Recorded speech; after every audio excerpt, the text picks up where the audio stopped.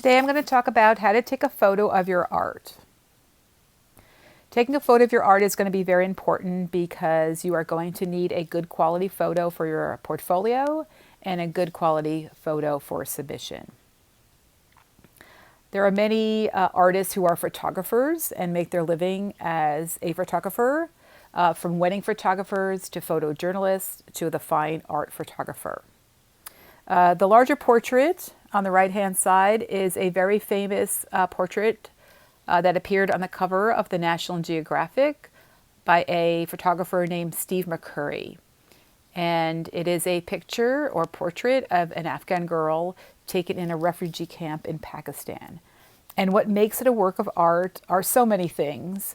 The stare of the girl, the color of her, just the whole setup, the color of her headpiece, the green background, and again, the subject, the look on her face. In contrast to that is a small student ID. We've all had our portraits taken yearly, but that is more, although they are both show a young girl, one is more a record keeping. This is what this is what she looked like in the 3rd grade, in the 5th grade. So that's your school ID. So again, not every work and not every photograph is a work of art. And here's 2 examples. Why taking a good photo of your artwork is important. As an artist, especially in today's world, many artists have websites or portfolios, and so many people will see a work of art in a photograph prior to seeing it in person.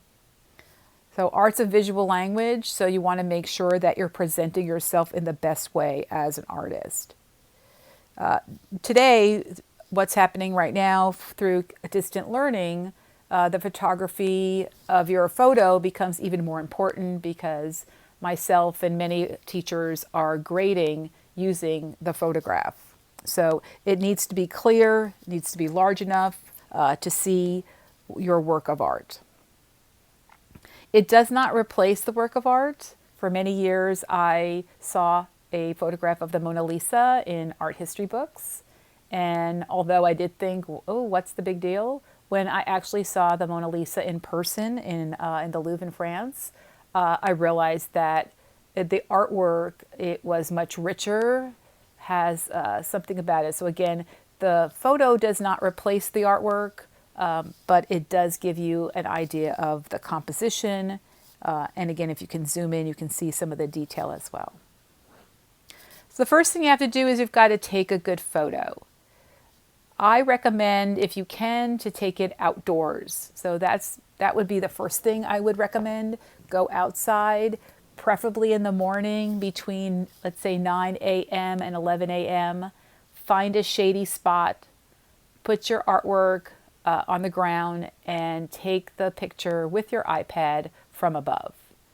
The reason you're taking it in the shade is that there is no light or it's really diffused light. So you're not going to get a shadow on your artwork. If you take your artwork, a photo of your artwork indoors, you're going to get a shadow from the light above. This one actually was taken, this is one of my paintings, and was taken in my art studio. But what I do is I turn the lights off, I open the shutters or open the curtains, and I know there is 1 or 2 spaces where I can place my artwork and take it from above. If you take a poor photo, take another photo. It just takes a second. Take a couple of them to see which one comes out the best. Here's the same image. The image on the left is one that a student sent. You can see the image of them in the background. Again, this was taken indoors.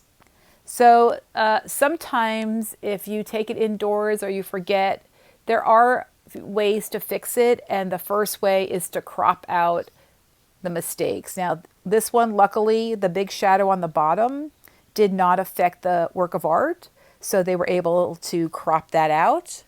And again, you can still see the shadow on the right-hand side, but it's not as distracting as the large shadow on the left-hand side. So once you take your image, the next thing you'll do is you'll need to crop it. Cropping just means to cut. And it's very much like when you make a sandwich, you're cutting off the crust on the outside. So that's what we're doing. We're cutting off or cropping those outer edges. If you take your work of art from above, which I did right here, and you can see this was taken outside in my patio. The gray is my gray patio. So there's the painting. It is a little bit on an angle, but I can fix that in my photos. So this is actually going to be pretty easy to crop. So here's the image on the left that you just saw and the image cropped. Notice that the size of the image is the same size, yet the one on the right appears so much larger. That is because I've cropped out all the unnecessary parts. So again, still keeping your photo the same size, you can show a lot more detail simply by cropping. So this was just a great work of art, but a poorly taken photograph. There is really little to fix this except to take another photograph. So, I mean, they took it what looks like on their bed, not a good idea. They took it on an angle, also not a good idea. If I were to crop this, in order for me to crop that, I would cut off a large portion of either both the left and the right side. So again, a poorly cropped photo of your artwork takes away from the quality of your artwork. And again, the only way to fix this is really to take another photograph. Before you're submitting on Canvas, please change the orientation. This was a piece by one of my advanced art students, and at first glance, I really didn't know what it was a drawing of because of the orientation. They did make it nice and large, which I was happy to see. This is it in its correct orientation.